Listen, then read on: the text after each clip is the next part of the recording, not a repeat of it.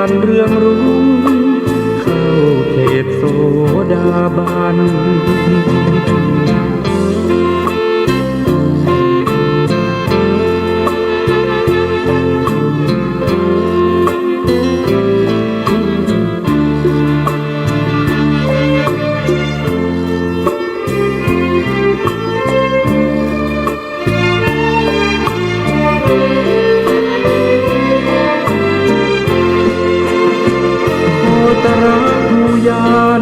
สิ่งที่พระองค์ทรงรู้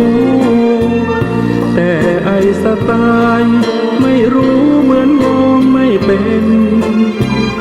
วิทยาศาสตร์ไม่อาจพิสูจน์ประเด็นพระองค์ทรงเห็นเพราะอยู่ในยานชั้นสูง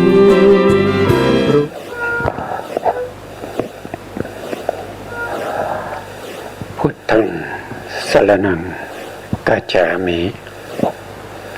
ธัมมังสรณังกัจฉามิสังฆังสรณังกัจฉามิกราบนมัสการพระมหาเถระพระสังฆาธิการพระเถรานุเถระสวัสดีท่านผู้ฟังและผู้ชมทุกท่านที่ติดตามในรายการพระไตรปิฎกลอยฟ้าครั้งนี้เป็นครั้งที่131เรายังอยู่ในเรื่องของการศึกษาในศิลนิเทศในวิสุทธิมรรคเราศึกษาเท่าที่เราจำเป็นที่จะต้องนำไปใช้ในเรื่องของการเจริญสติปัฏฐานสี่นะครั้งที่แล้วเนี่ยเราก็ศึกษาในส่วนที่เป็น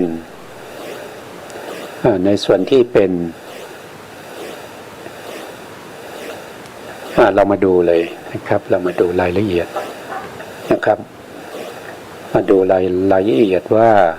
ครั้งที่แล้วศึกษาถึงไหนนะครับครั้งที่แล้วเนี่ยเราศึกษาในเรื่องของศีล5อย่างในหมวดที่1นะศีล5อย่างในหมวดที่1ศีล5อย่างก็มีอะไรบ้างก็จะมี1ก็คือปริยันตะปาริสุทธิศีลปริยันตะปาริสุทธิศีลปริยันตะปาริสุทธิศีลก็คือศีลที่มีที่สุดเป็นของอนุสัมปันธ์นะครับก็คือสามเณรและสามเณรีทั้งหลาย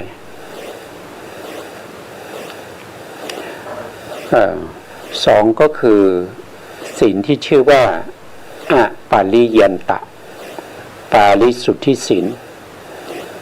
คือศีลของพระภิกษุและภิกษุณีคือไม่มีนี่ก็คือไม่มีขอบเขตมีมากมายนะครับมีมากมายมีหลายร้อยโกฏนะครับแต่ที่ท่านแสดงไว้ในปาติโมกข์ก็มีแค่227นะครับเดี๋ยวเราจะดูจะมีรายละเอียดอยู่นะครับเดี๋ยวก็ดูรายละเอียดนะครับ3ก็คือปาลิปุณณปาริสุทธิศีลปาลิปุณณปาริสุทธิศีลนี่ก็คือเป็นศีลของพระเสขบุคคลนะครับหรือกัลยาณมิตรที่ประพฤติปฏิบัติเข้าถึงเขตแดนแห่งพระเสขะต่อไปนะครับศีลที่3ก็คืออัปปลามัฏฐปาริสุทธิศีลตรงนี้ครั้งที่แล้วเราถึงตรงนี้อันนี้เป็นศีลของพระเสขบุคคล7จำพวกก็คือได้แก่โสดาปัตติมรรคโสดาปัตติผลสกทาคามีมรรคสกทาคามีผลอนาคามีมรรคอนาคามีผล แล้วก็อรหันตมรรครวมเป็น ทั้งหมด7 บุคคลด้วยกัน เราเรียกว่าเป็นพระเสขบุคคลพระเสขบุคคลหมายถึงบุคคลที่ยังต้องศึกษาอยู่บางท่านก็สงสัยว่าทำไมอรหันตมรรคนี่ยังต้องศึกษาอยู่หรือก็ตอบว่าใช่นะครับเพราะว่าอรหันตมรรคยังปฏิบัติกิจยังไม่เสร็จนะถ้าเป็นอรหันตผลก็ถือว่าปฏิบัติกิจในพระศาสนาของพระสัมมาสัมพุทธเจ้าเสร็จแล้วก็จะเป็นอเสขบุคคลนะหรือที่เราเรียกว่าเป็นพระอรหันต์นะเป็นพระอรหันต์แต่ถ้านอกจากนั้นก็จะเป็นพระเสขะนะศีลของพระเสขะเหล่านี้เราก็จะเรียกว่าปัลลามัตถปาริสุทธิศีลก็คือศีลที่ทิฏฐิตัณหาไม่เข้าไปฉาบทาหรือไม่เข้าไปยึดถือในศีลนะครับก็จะเรียกว่าเป็นอัปปะละมัตถปาริสุทธิศีล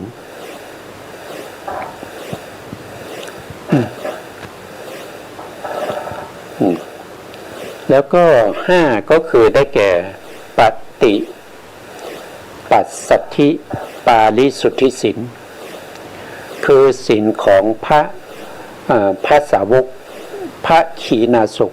ก็คือเป็นพระอรหันต์ขีณาสก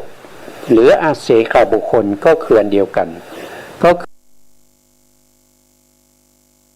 คือเป็นอรหันตผลเป็นอรหันต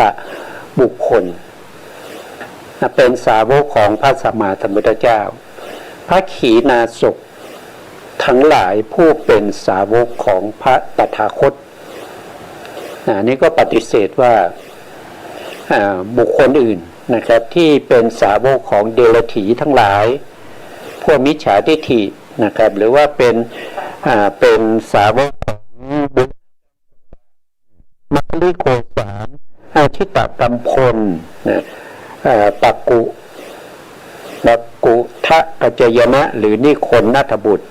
หรือว่าสัญชัยเวลันทบุตรไม่มีนะครับไม่มีพระเสขบุคคลนะไม่มีนะครับไม่มีพระอรหันต์พูดง่ายๆนะครับก็คือไม่มีพระอรหันต์ไม่มีทั้งที่เป็นพระ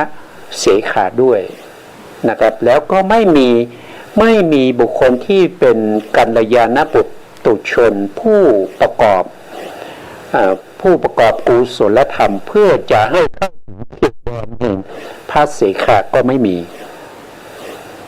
นะครับเพราะฉะนั้นบุคคลที่เป็นกัลยาณปุถุชนผู้ปฏิบัติธรรมให้เข้าถึงเดิมแห่งพระเสข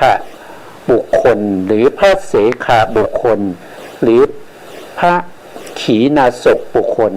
มีเฉพาะในศาสนาของพระตถาคตเท่านั้นไม่มีในศาสนาอื่นมีเฉพาะในศาสนาเดียวเท่านั้นปฏิปัสสัทธิปาริสุทธิศีลเป็นของพระเสขบุคคลไม่ใช่เสขโทษทีพระขีณาสกหรือพระอเสขบุคคลแล้วก็พระปัจเจกพุทธเจ้าทั้งหลายแล้วก็ศีลของพระตถาคตอรหันตสัมมาสัมพุทธเจ้าเพราะฉะนั้นปฏิปัสสัทธิปาริสุทธิศีลก็จะมีอยู่3บุคคลนะครับที่จะมีศีลอย่างนี้นั่นคือ1พระเสขบุคคลผู้เป็นสาวกของพระตถาคตเจ้า2พระปัจเจกพุทธเจ้าทั้งหลายทำไมพระปัจเจกถึงมีคำว่าทั้งหลายนะครับเพราะว่าพระปัจเจกเนี่ยเวลาเกิดในยุคในสมัยเนี่ยเกิดได้หลายท่านนะต้องเป็นยุคสมัยที่ไม่มีพระธรรมคำสั่งสอนของพระสัมมาสัมพุทธเจ้าแล้วหมดไปแล้วก็ช ช่วงที่มนุษย์เรามีอายุขาลงแล้วก็อยู่ในช่วงที่อายุกับ100 ปีถึง100,000 ปีต่ำกว่านั้นหรือมากกว่านั้นหรือว่าเป็นอายุกับของมนุษย์ขาขึ้นก็จะไม่มีพระปัจเจกนะครับพระปัจเจกพุทธเจ้าทั้งหลายจะอุบัติได้ในยุคหนึ่งสมัยหนึ่งจำนวนมากๆเขาจะตรัสรู้เองนะเช่นในกรอยู่มาไม่นานก็มีในขอในขอก็ตรัสรู้เป็นพระปัจเจกแต่ในกรพระปัจเจกก็ยังอยู่พระปัจเจกขอก็ตรัสรู้ขึ้นมาอีกพระปัจเจกคอก็ตรัสรู้ขึ้นมาอีกบางครั้งเนี่ยพระปัจเจกเนี่ยมีหลายร้อยหลายพันองค์ในยุคเดียวกันสมัยเดียวกันไม่เหมือนกับพระสัมมาสัมพุทธเจ้าพระสัมมาสัมพุทธเจ้าจะมีเฉพาะองค์เดียวเท่านั้นในยุคหนึ่งสมัยหนึ่งที่ยังมีคำสอนของพระสัมมาสัมพุทธเจ้าอย่างเช่นปัจจุบันนี้ถึงแม้ว่าพระพุทธองค์ปรินิพพานไปแล้วถึง 2,500 กว่าปี564 ปีแล้วนะครับ565 ปีเข้ามาคำสั่งสอนของพระสัมมาสัมพุทธเจ้าโคตมะก็ยังดำรงอยู่เพราะฉะนั้นยุคนี้สมัยนี้จะไม่มีพระปัจเจกแล้วก็ต่อไปถ้าศาสนาของพระโคตมะสัมมาสัมพุทธเจ้าหมดไปแล้วอายุของมนุษย์ก็อยู่ในขาลงนะครับอายุกับถ้าศาสนาของพระสัมมาสัมพุทธเจ้าโคตมะครบ 5,000 ปีอายุกับของมนุษย์จะอยู่ที่50 ปีเพราะฉะนั้นในช่วงอายุ50 ปีก็จะไม่มีพระปัจเจกก็จะว่างจากพุทธศาสนาคำว่าพุทโธจะไม่มีใครรู้จักไม่มีใครรู้จักเพราะอายุมนุษย์มันน้อยมากแค่อายุกับอยู่ที่50 ปีเพราะฉะนั้นเนี่ยศาสนาพุทธของพระสัมมาสัมพุทธเจ้าหรือในช่วงที่มีพระปัจเจกกับพุทธเจ้าก็เป็นช่วงที่มีระยะเวลาน้อยเดียวนิดเดียวนะครับบางยุคบางสมัยก็ไม่มีนะพระปัจเจกเนี่ยพระพุทธศาสนาก็ไม่มีพระปัจเจกก็ไม่มีบางยุคบางสมัยถึงแม้เงื่อนไขที่ว่าอายุกับก็อยู่ช่วงตั้งแต่100 ปีถึง100,000 ปีแล้วก็อายุกับของมนุษย์ก็อยู่ในขาลงพูดถึงชมพูทวีปมนุษย์ในชมพูทวีปบางยุคบางสมัยก็ไม่มีพระปัจเจกไม่มีพระสัมมาสัมพุทธเจ้าเพราะนั้นพระพุทธศาสนาจึงเกิดขึ้นมาได้ยากบางครั้งเนี่ยโลกว่างจากพระพุทธเจ้าว่างจากพระพุทธศาสนาเป็นระยะเวลายาวนานเป็นอสงไขยมหากัปยาวนานมากนะครับกว่าจะได้พระพุทธเจ้ามา1 องค์นี่ไม่ใช่ของง่ายเดี๋ยวจะไปไกลนะครับเรายังพูดถึงในเรื่องของศีลนะครับศีลใน5 หมวดใน5 อย่างนะครับในหมวดที่1ศีลใน5 อย่างในหมวดที่1ที่เราเรียกว่าศีล5 อย่างนะครับก็มีตั้งแต่ปริยันตปริสุทธิศีลปริยันตปริสุทธิศีลปริปุณปริศีลปละศีลแล้วก็มีอยู่5 อย่างนะครับมีอยู่5 อย่างในบรรดาศีลเหล่านี้ศีลของอนุปสัมบันทั้งหลายพึงทราบว่า ยันตศีลปริยันตศีลก็มีขอบเขตมีจำกัดก็คือมีศีลถ้าเป็นของสามเณรเนี่ยก็จะมีศีล10นะมีศีล10ถ้าเป็นอุบาสกอุบาสิกาหรือคนวัดนะก็จะมีอยู่เป็นศีล8ถ้าเป็นฆราวาสนะครับเป็นขหบดีนะที่ยังครองเรือนอยู่กับบ้านนะครับก็จะมีศีล5เป็นปริยันตศีลเพราะเป็นศีลที่สุดด้วยอำนาจแห่งกรรมการนับนะครับศีลของอนุสัมปันอนุสัมปันทั้งหลายถึงแม้จะมีที่สุดด้วยสามารถแห่งการนับอย่างนี้อันนี้ก็เป็นท่านอธิบายในศีลข้อที่1นะในศีล5อย่างในข้อที่1เรามาดูรายละเอียดต่อนะครับสังวรวินัยนะสังวรวินัยนะคำว่าวินัยตรงนี้เนี่ยนะครับวินัยตรงนี้ในพระพุทธศาสนาเราเนี่ยเรามีวินัยอยู่2อย่างนะครับใน2อย่างนั้นก็จะมีวินัยที่เป็นปหานวินัยนะครับก็เป็นปหานวินัย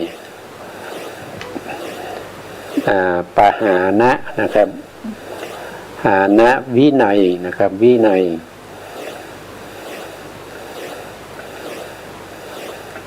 และอีกอันหนึ่งก็คือสังวรวินัยนะปหานะวินัยก็จะมีอยู่5อย่าง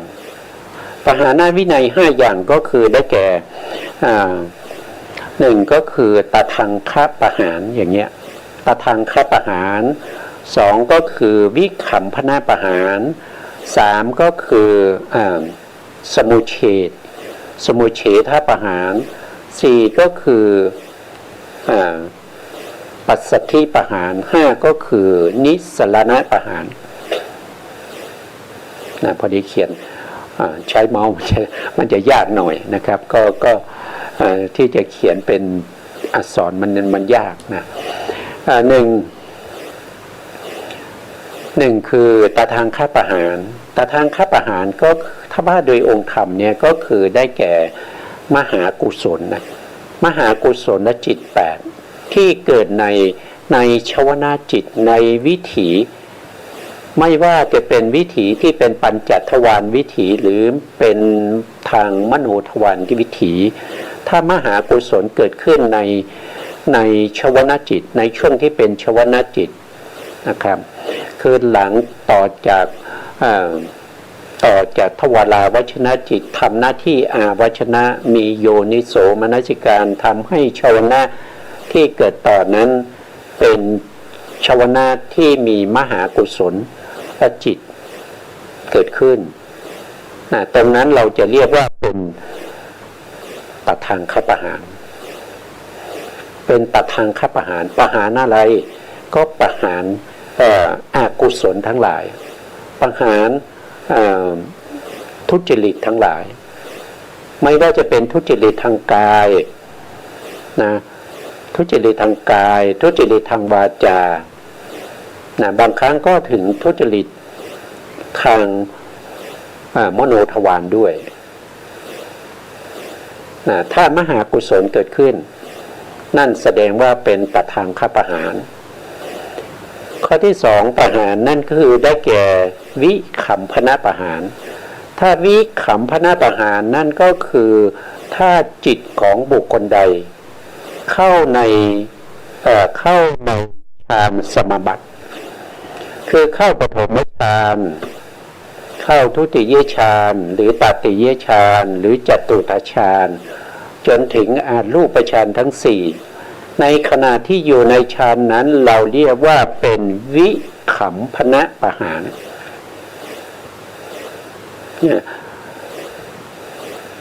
ช่วงที่จิตเป็นฌานสมาบัติเนี่ย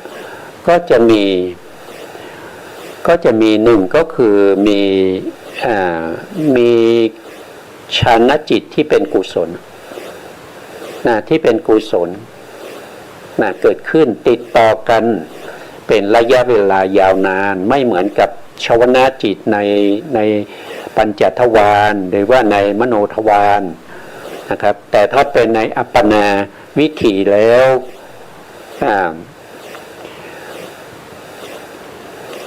จิตที่เป็นปฐมฌานทุติยฌานตติยฌานจตุตถฌานหรืออารูปฌานทั้งสี่ก็จะเกิดติดต่อกันมากมายยาวนานตราบเท่าที่ฌานราคีบุคคลยังอยู่ในฌานบางครั้งอาจจะเข้าฌานอยู่ถึงครึ่งวันหรือว่าเข้าฌานถึง1 วันนะครับเข้าฌานตั้งแต่บ่ายวันนี้นะครับแล้วก็ไปออกฌานพรุ่งนี้เช้า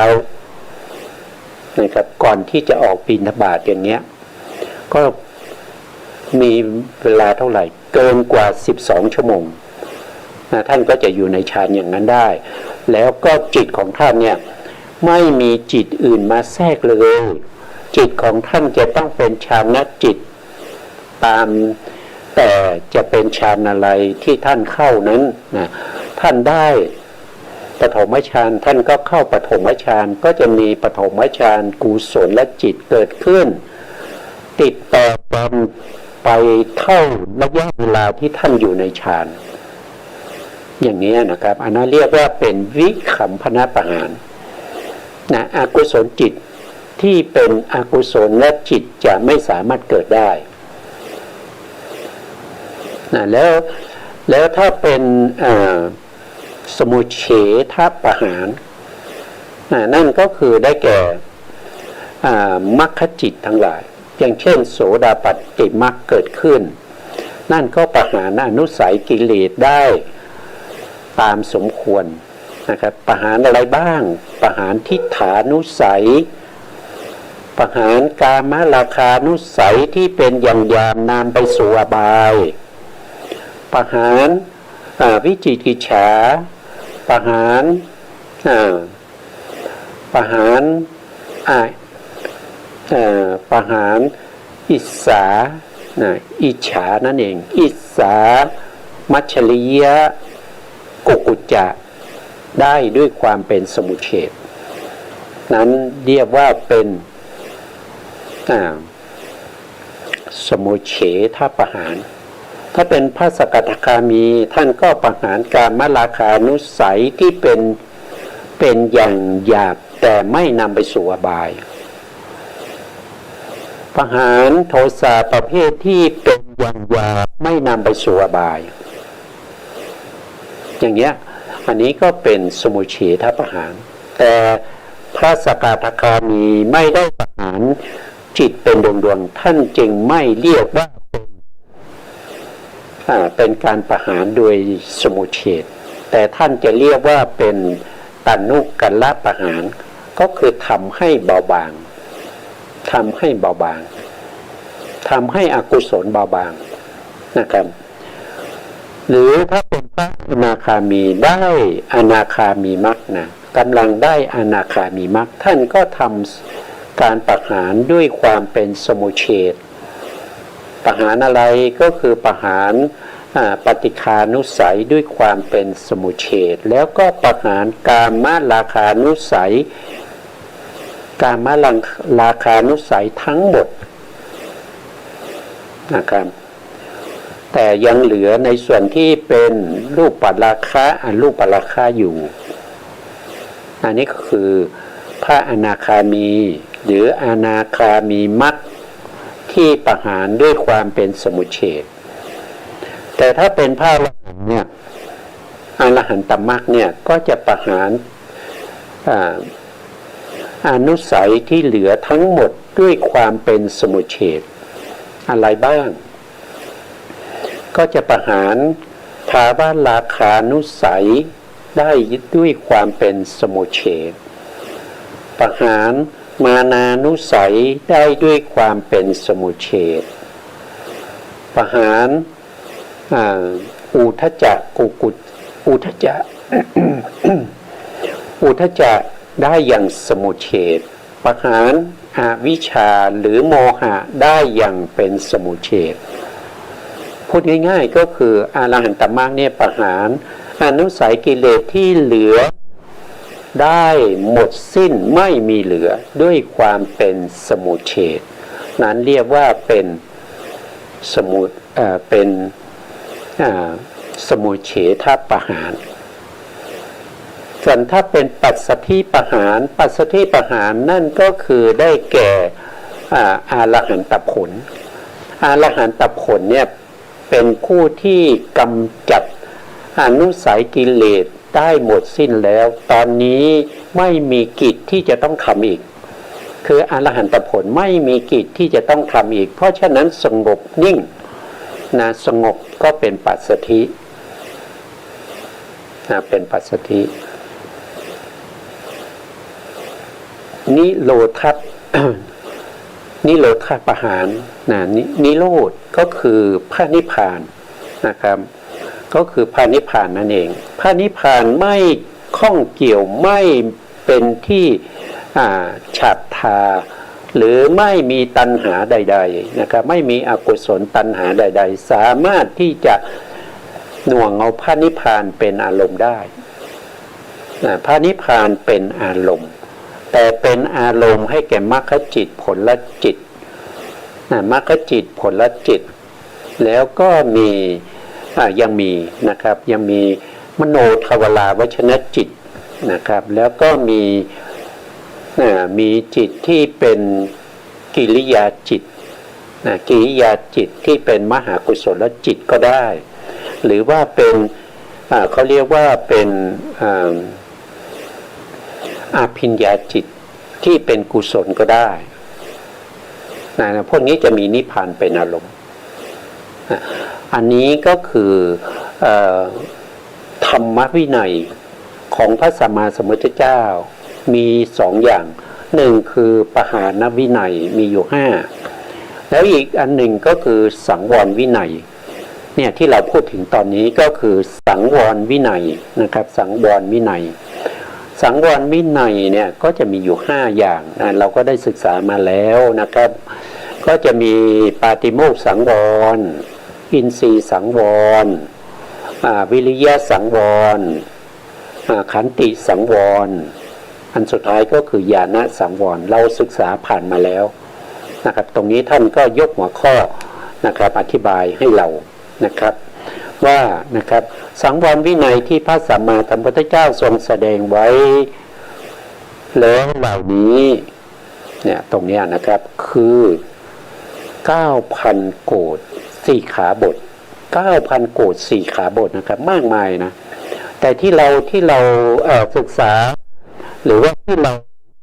ทราบกันอยู่นั่นก็มีนิดเดียว250ข้อหรือว่าของภิกษุณีก็311ข้อนะครับแต่จริงๆแล้วศีลในพระพุทธศาสนามีมากมายที่พระพุทธองค์แสดงไว้พระพุทธเจ้าได้ประกาศไว้แล้วเหล่านี้คือ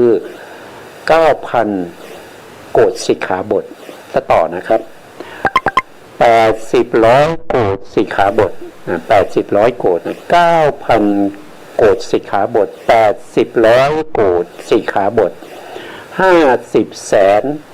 สิกขาบทและอื่นๆอีก36สิกขาบทรวมเป็นนี่รวมหมดรวมหมดก็จะเป็น 17,000 โกฏ5,036สิกขาบทนะครับอันนี้คือรวมทั้งหมดที่พระพุทธองค์ทรงแสดงไว้นะครับว่าสิกขาบททั้งหมดเนี่ยที่มีแสดงไว้ก็คือ 17,000 โกฏ5,036สิกขาบทมากไหมมากมายนะครับมากมายแต่ที่เรามาศึกษาเนี่ยมันศึกษาแค่นิดเดียวนะครับไม่ถึงเสี้ยวที่16ของศีลที่พระพุทธองค์ได้แสดงไว้นะครับสิกขาบททั้งหลายในวินัยปิฎกนะครับทรงแสดงไว้ด้วยมุขะนะครับนี้มุขะมุขะก็คือโดยย่อๆนั่นเองโดยย่อนะครับคือเปยาก็คือหมายถึงว่าท่านทิ้งไว้ในฐานที่เข้าใจก็คือ9 โล 9นั่นเองนะครับไปยันใหญ่นะครับก็คือเนี่ย นะครับ ท่านก็จะทิ้งไว้ให้เราคือถ้าจะพิมพ์มาทั้งหมดเนี่ยมันก็จะไม่รู้จะเอากระดาษที่ไหนมาพิมพ์นะครับมันมากมายนะครับเพราะฉะนั้นก็ใช้ประหยัดนะครับใช้ประหยัดหรือ9 รอ 9เนี่ยเป็นตัวกำหนดให้รู้ว่ายังมีอีกมากมายนะครับว่าโดยย่ออันนี้เป็นศีลที่พระพุทธองค์ทรงแสดงแสดงแก่ใครก็แสดงแก่บุคคลที่เขามีศรัทธาเนี่ยเกิดขึ้นนะครับเกิดขึ้นด้วยการได้ยินได้ฟังได้ยินได้ฟังแล้วก็เกิดศรัทธาถ้าเราไม่มีการฟังธรรมเราก็ไม่รู้เราก็ไม่มีศรัทธาแล้วก็ศรัทธานี้เป็นเขาเรียกว่าเป็นอาริยทรัพย์นะอาริยทรัพย์เนี่ยเราต้องสะสมนะครับเพราะว่าอาริยทรัพย์เนี่ยไม่ใช่ว่าเราฟังเรามีศรัทธาในภพนี้แล้วก็เรายังไม่ได้เป็นพระอริยบุคคลเราก็ตายไปแล้วก็ไปเกิดนะครับไปเกิดเป็นอะไรก็ตามนะครับศรัทธานั้นก็ยังเป็นบุญนะยังเป็นบุญยังเป็นทรัพย์ของเราอยู่เกิดเป็นเทวดาเกิดเป็นมนุษย์นะครับศรัทธานั้นก็จะอุดหนุนหรือว่าอุปถัมภ์นะเป็นกรรมที่อุปถัมภ์นะหรือว่าบางครั้งเนี่ยถ้าศรัทธามีกำลังมากเนี่ยก็จะเป็นชนกกรรมเป็นชนกกรรมนำเกิดที่ไหนนำเกิดเป็นเทวดาเทวภูมิหรือมนุษย์มนุษย์ก็จะเป็นมนุษย์ที่สมบูรณ์นะครับไม่ขัดตกบกพร่องเป็นมนุษย์ที่มีชาติตระกูลนะครับมีชาติตระกูลมีโภคทรัพย์มากมายนะครับเป็นบุคคลที่เกิดมาด้วยเพราะมีอาริยทรัพย์มีศรัทธาในพระตถาคตโพธิศรัทธาเบื้องต้นก็คือกรรมสกตาศรัทธากรรมสกตาศรัทธาเนี่ยจะเกิดขึ้นได้ต้องมีการได้ยินได้ฟังนะถ้าเราไม่ได้ยินได้ฟังเนี่ยเราจะไม่รู้ว่าสัตว์ทั้งหลายมีกรรมเป็นของตนสัตว์ทั้งหลายที่อยู่ได้ก็เพราะอาศัยกรรมนะครับที่อยู่ได้ก็เพราะอาศัยกรรมมีกรรมเป็นผู้ให้ผลมีกรรมเป็นแดนเกิดมีกรรมเป็นผู้ติดตามเป็นเผ่าพันธุ์มีกรรมเป็นที่พึ่งอาศัยนะถ้ากรรมนั้นนะคนที่ยังเวียนว่ายตายเกิดนะก็ยังมีกรรมอยู่นะยังมีการกระทำอยู่นะแม้กระทั่งพระอนาคามีก็ยังมีกรรมอยู่กรรมของพระอนาคามีที่เป็นไปในเรื่องของฌานในเรื่องของฌานเรื่องของความ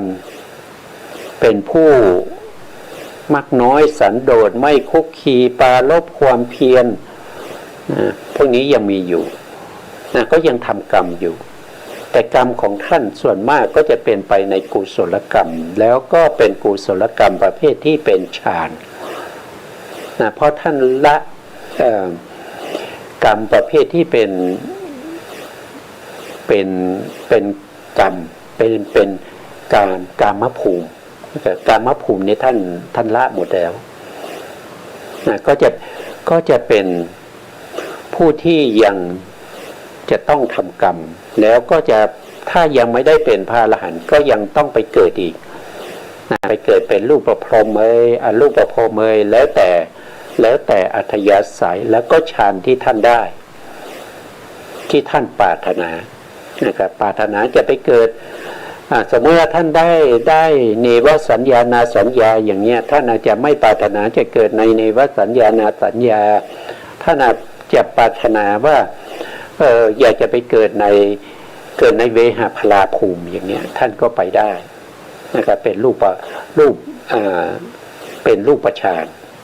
อย่างนี้เป็นต้นนะครับแต่ต้องเป็นบุคคลที่รู้วิธีนะครับรู้วิธีนะไม่ใช่ว่า ได้อรูปฌานแล้วทุกคนจะสามารถที่จะทำอย่างนั้นได้ไม่เหมือนกันนะครับไม่เหมือนกันอย่างเช่นพระโพธิสัตว์เนี่ยท่านได้ฌานนะแต่ท่านเวลาที่ท่านไปเกิดในรูปประพรหมหรืออรูปประพรหมเนี่ยท่านจะอยู่ไม่ครบอายุนะท่านจะขึ้นไปอยู่ไม่นานนะแล้วท่านก็จะจุติจากความเป็นพรหมมาเกิดเป็นมนุษย์เพราะการไปอยู่ในพรหมเป็นพรหมเป็นรูปประพรหมเป็นอรูปประพรหมตามอายุไขเนี่ยมันยาวนานมากมันเสียเวลาในการที่จะสร้างบุญบารมีพระโพธิสัตว์ทุกองค์นะครับจะรู้วิธีในการที่จะไปถ้าเกิดว่าไปเกิดในรูปประพรหมหรืออรูปประพรหมแล้วท่านสามารถที่จะจุติก่อนอายุของภพภูมินั้นท่านมีวิธีของท่านนะครับสามารถมาเกิดเป็นมนุษย์ได้แล้วก็สร้างบารมีต่อนะมีวิธีนะครับมีวิธีต่อไปนะครับต่อไปดังนี้ก็ตามนะดังนี้ก็ตามพึงทราบว่าคงเป็นอปาริยันตะปาริสุทธิศีลเพราะหมายเอาภาวะสมาทานโดยไม่มีส่วนเหลือ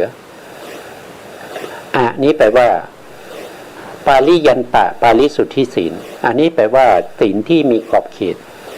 แต่ถ้าเติมก็เป็นศีลที่ไม่มีขอบเขตนะผู้ที่สมาทานนะก็แล้วก็ถือปฏิบัตินะสามารถถือปฏิบัติได้ถึง 17,000 โกฏ5 ล้าน 36 สี่ขาบทนะแต่ก็ปัจจุบันนี้คงไม่มีใครที่จะทำได้แบบนี้นะครับไม่มีใครนะครับเพียงแต่จะรู้ชื่อนะครับให้ครบ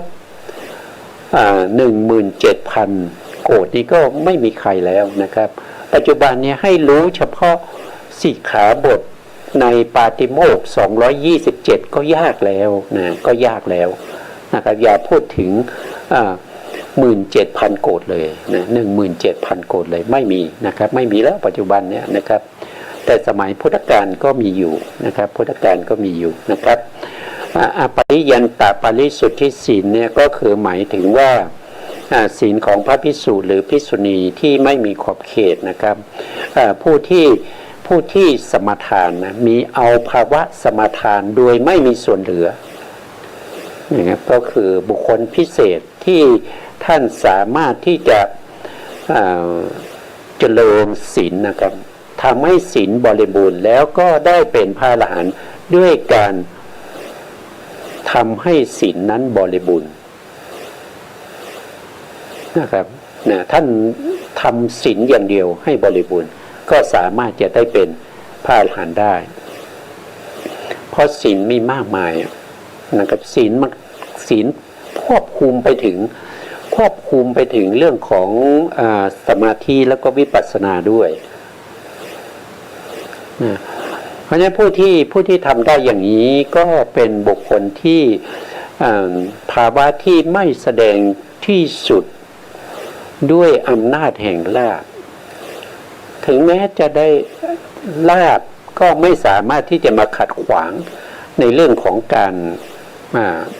รักษาศีลของท่านได้ยศก็ไม่สามารถทำลายได้ญาติก็ไม่สามารถทำลายได้อวัยวะก็ไม่สามารถทำลายศีลของท่านได้และในที่สุดชีวิตของท่านก็สละเพื่อรักษาศีลนั้นให้บริสุทธิ์ท่านสละชีวิตได้เพื่อศีลนะศีลนั้นเป็นศีลที่บริสุทธิ์ผุดผ่องสามารถที่จะทำให้ท่านเข้าถึงความเป็นผู้หลุดพ้นจากวัฏสงสารได้อย่างบริสุทธิ์เหมือนศีลของพระอัมภขาทักกะมหาติสะเถระผู้อยู่ในจีรคุมพระวิหารเป็นยังไงก็มาดูนะครับท่านบอกว่าอย่างนี้เรื่องของพระอัมภขาทักกะมหาติสะเถระจริงอย่างนั้นท่านมหาเถระนั้นไม่ละ กับปุริสานุสติข้อนี้เลยข้อนี้คืออะไรก็ท่านก็ประพันธ์ไว้อันนี้เป็นคาถานะครับแปลมาเป็นภาษาไทยก็จะไม่คล้องจองเท่าไหร่นะครับนรชนพึงยอมสละทรัพย์เพราะเหตุแห่งอวัยวะคือเจ็บไข้ได้ป่วยนะครับก็ต้องยอมเสียเงินเสียทองเสียสละทรัพย์เพื่อรักษาไว้ซึ่งอวัยวะนะครับอย่างเช่นปวดแขนปวดขานะครับถ้าไม่รักษาก็จะเป็นอัมพฤกษ์อัมพาตหรือว่าแขนขานั้นก็จะอ่อนแรงใช้การไม่ได้ท่านก็ต้องยอมเสียสละทรัพย์สินเพื่อจะรักษาไว้ซึ่งอวัยวะรักษาไว้ซึ่งองค์อวัยวะอันประเสริฐเมื่อจะรักษาไว้ซึ่งชีวิตก็ยอมเสียสละอวัยวะนะถ้ารักษาชีวิตนะครับก็อย่างเช่น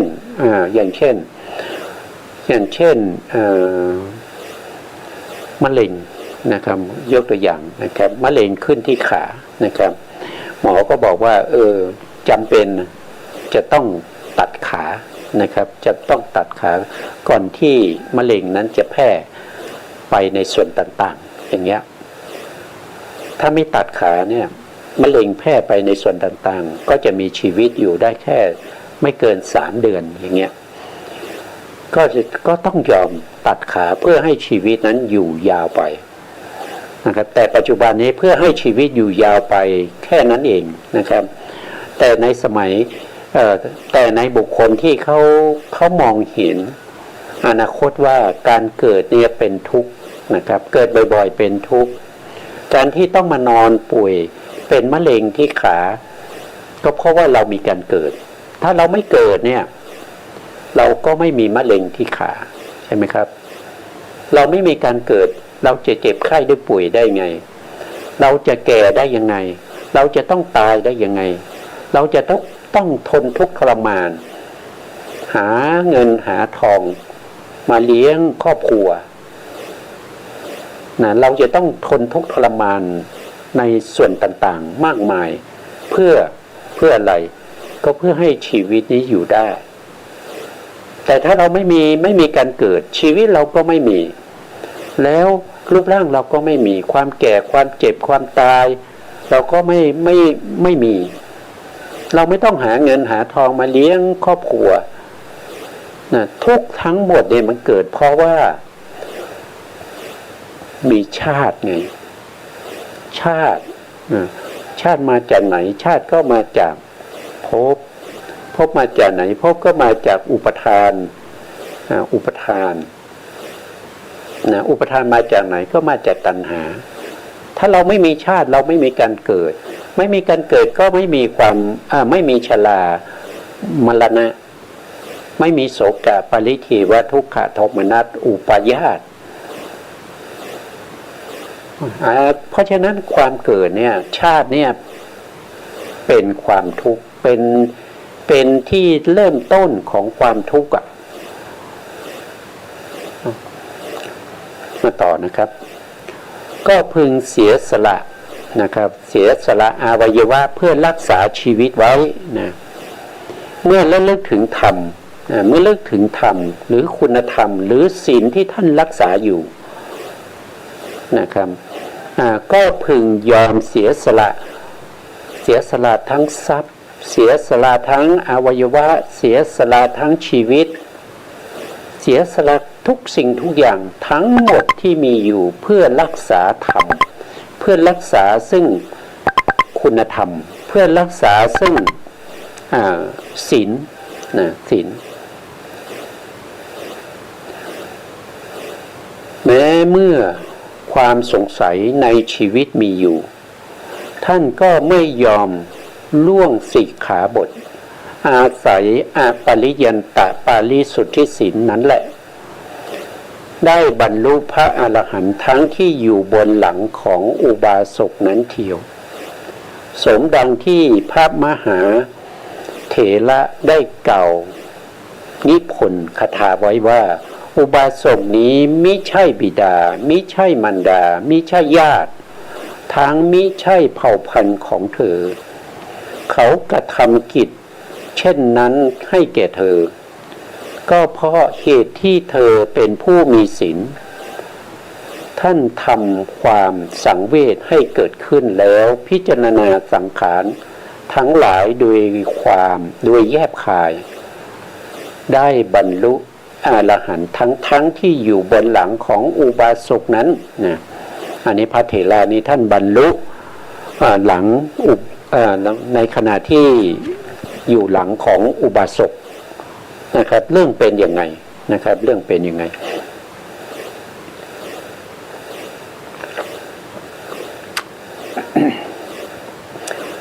ก็มีเรื่องเล่าอยู่นะครับมีเรื่องเล่าอยู่ว่าท่านพระมหาเถระเนี่ยท่านเป็นบุคคลที่รักษาศีลศีลของท่านนี่จะบริสุทธิ์ตั้งแต่ท่านได้บวชเข้ามานะครับตั้งแต่ท่านบวชเข้ามาเนี่ยท่านไม่เคยผิดศีลเลยศีลของท่านบริสุทธิ์นะครับมีอยู่ครั้งหนึ่งนะครับมีอยู่ครั้งหนึ่งท่านด้วยเหตุไรผมจำไม่ได้นะครับว่าท่านอดอาหารนะอย่างเช่นปัจจุบันเนี่ยถ้าไปหลงป่านะครับแต่นี้ท่านหลงป่าหรือไม่ทราบนะครับเวลาหลงป่าเนี่ยก็ไม่มีอาหารที่จะกินใช่ไหมครับไม่มีอาหารที่จะกินก็ไม่ได้กิน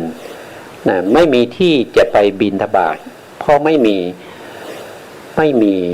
ฆราวาสทั้งหลายอาศัยอยู่ในป่านั้นนะหลงป่าได้ถึง7 วันแล้วทีนี้หลงป่าได้ถึง7 วันพอวันที่7เนี่ยท่านก็หมดแรงนะครับก็เห็นต้นมะม่วงนะครับเริ่มออกจากป่าได้นะก็เห็นต้นมะม่วงนั้นก็มีลูกมากมายนะครับลูกที่หล่นลงมาอยู่ที่พื้นเนี่ยก็มีมากมายนะท่านก็ค่อยๆเดินแล้วก็ล้มลุกคุกคา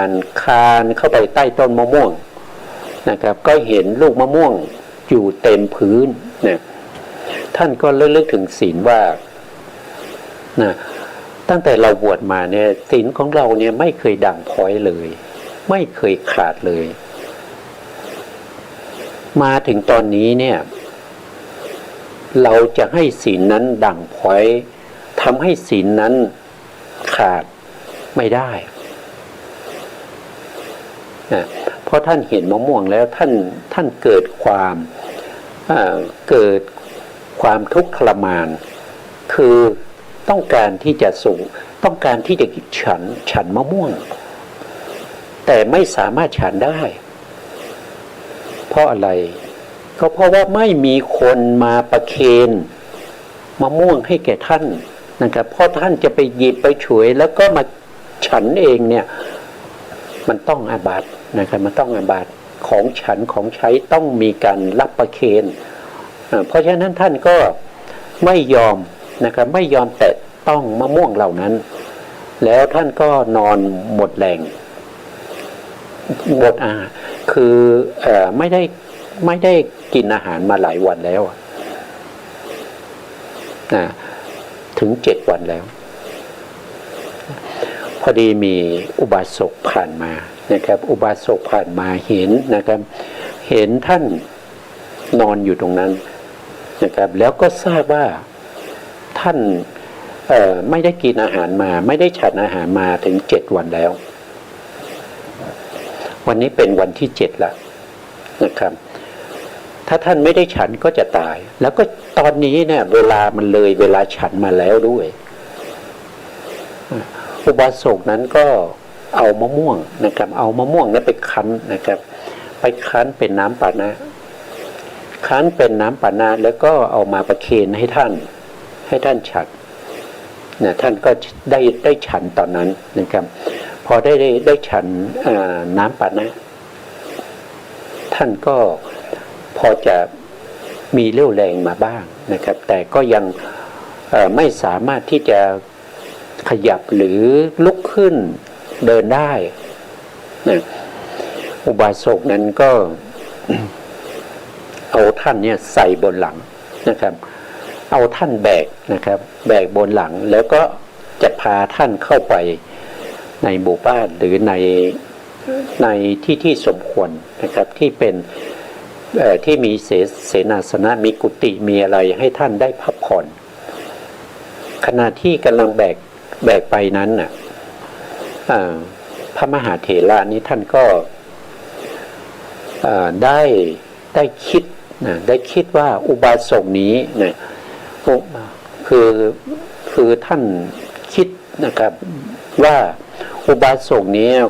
ไม่ใช่บิดาไม่ใช่แม่ไม่ใช่มารดาไม่ใช่ญาติสาโลหิตของเรานะครับไม่ใช่เผ่าพันธุ์ของเราไม่ใช่คนที่เรารู้จักแล้วก็เขาก็ไม่รู้จักเราด้วยนะครับเขากระทำกิจเช่นนี้กับเราได้ก็คือเขาแบกเรานะครับเขาแบกเราไปพักอย่างที่สมควรนะก็เพราะเหตุว่าเรามีศีลนั่นเองนะครับเพราะเรามีศีลนั่นเองเขาถึงทำอย่างนี้กับเราแต่ถ้าเราไม่มีศีลเขาก็ไม่สนใจเรานะครับอาจจะปล่อยเรานอนอยู่ตรงนั้นนะอาจจะมันก็เหตุการณ์นี้ไม่เกิดถ้าเราไม่มีศีลนะเหตุการณ์นี้ไม่เกิดใช่ไหมครับเราเดินป่ามาตั้งแต่วันแรกเนี่ยไม่บิณฑบาตก็ไม่มีที่ใช่ไหมครับมีมะม่วงมีอะไรอยู่ตามต้นไม้มีผลไม้ก็เก็บกินนะครับนั่นก็ศีลไม่บริสุทธิ์นะศีลไม่บริสุทธิ์นะครับเดินมาเห็นผลไม้อะไรที่พอกินได้ก็จะกินออกจากป่าได้ก็ไม่ต้องมานอนอยู่ใต้ต้นมะม่วงนะครับก็สามารถที่จะเดินไปหาที่พักผ่อนได้อันนั้นคือศีลไม่บริสุทธิ์ศีลด่างพร้อยถ้าเป็นอย่างนี้นี่ก็ไม่มีใครที่จะสนใจใช่ไหมครับแต่อุบาสกเนี้ยเขาเป็นคนที่ทำให้เราเนี่ยเหมือนกับเราว่าเป็นญาติผู้ใหญ่ของเขาอ่ะเขาก็แบกเราคั้นน้ำมะม่วงให้เรานะครับประเคนให้เรานะครับแล้วก็ดูแลเราแล้วก็แบกเราไปยังสถานที่สมควรที่จะพักผ่อนเพื่อให้มีกำลังขึ้นนะก็เพราะว่าเรามีศีลเพราะเรามีศีลนะท่านคิดอย่างนั้นนะครับอยู่บนหลังของอุบาสกนั้นเกิดความสังเวชในใจแล้วก็พิจารณาสังขารนะพิจารณาสังขารนะสังขารนี้คืออะไรรู้ไหมสังขารก็คือเป็นธรรมที่มีการเกิดมีการแก่มีแก่ก็คือตั้งอยู่นั่นเองแล้วก็มีการดับไปคือสภาวะธรรมอะไรก็ตามที่มีการเกิดนะมีการตั้งอยู่มีการดับไปสภาวะธรรมเหล่านั้นก็จะเป็นสังขารธรรมนะสังขารธรรมเหล่านี้ที่มีการเกิดการแก่แล้วก็การดับเนี่ยก็เพราะว่ามีเหตุปัจจัยให้เกิดนะมีเหตุปัจจัยให้เกิดนะเหตุปัจจัยถ้าเราพูดโดยพูดยกเอาขันธ์ห้านะยกเอาขันธ์ห้าขึ้นมาเป็นประธานรูปขันธ์เนี่ยรูปขันธ์ที่เกิดขึ้นได้ก็เพราะว่ามันมีเหตุให้เกิดรูปขันธ์นะครับว่าโดยเห็นได้ชัดๆนั่นก็คือได้แก่หนึ่งคืออวิชชาสองก็คือตัณหาสามก็คือกรรมเมื่อมีอวิชชามีตัณหาก็ต้องทำกรรมอันนี้คือเป็นเหตุให้เกิดแล้วก็ข้อที่สี่นั่นก็คืออาหารด้วยนะครับต้องมีอาหารนะ ต้องมีอาหารด้วยกายนี้ถึงจะตั้งอยู่ได้แล้วก็มีอาการการเกิดขึ้นของกายเนี่ยเขาเรียกว่าเป็นชาตินะชาตินี้ไม่มีองค์ธรรมนะชาติเป็นลักษณะอาการการเกิดขึ้นหรือบางครั้งก็เรียกว่าเป็นนิพพตินิพพติก็คือการเกิดขึ้นลักษณะอาการเกิดขึ้นที่ค่อยๆเกิดขึ้นที่เราเรียกว่าอุปจยสันตติอุปจยะก็คือการอุบัติขึ้นครั้งแรกสันตติก็คือการเกิดขึ้นสืบต่อกันไปเรื่อยๆเท่าที่สมควรที่จะเกิดรูปนั้นรูปนั้นจะบริบูรณ์สมบูรณ์ที่ไหนตรงไหนอย่างไรช่วงตั้งแต่อุปจยะไปถึงจุดนั้นเราเรียกว่าสันตตินี่คือการเกิดขึ้นของรูปเมื่อรูปเกิดขึ้นรูปนั้นก็ตั้งอยู่ตามเหตุตามปัจจัยเพราะเป็นรูปก็จะมีอายุเท่ากับจิต17 ดวงก็จะตั้งอยู่ช่วงที่ตั้งอยู่เราเรียกว่าถีติขณะถีติขณะนี้ก็เป็นช่วงที่ถ้าเราว่าโดยทั่วไปก็คือชราก็คือความแก่นั่นเองจนไปถึงขณะที่50อนุขณะที่50ก็จะดับไปความดับไปนั้นก็คือเขาเรียกว่าเป็นมรณะหรือเป็นเขาเรียกว่าเป็นปริณามะปริณามะก็คือการเปลี่ยนจากความเป็นชราให้หมดไปก็คือเป็นมรณะก็คือความตายนั่นเองนะครับอันนี้เราก็จะต้องมาพูดกันในครั้งต่อไปนะครับเพราะว่าวันนี้เราก็เวลาหมดนะ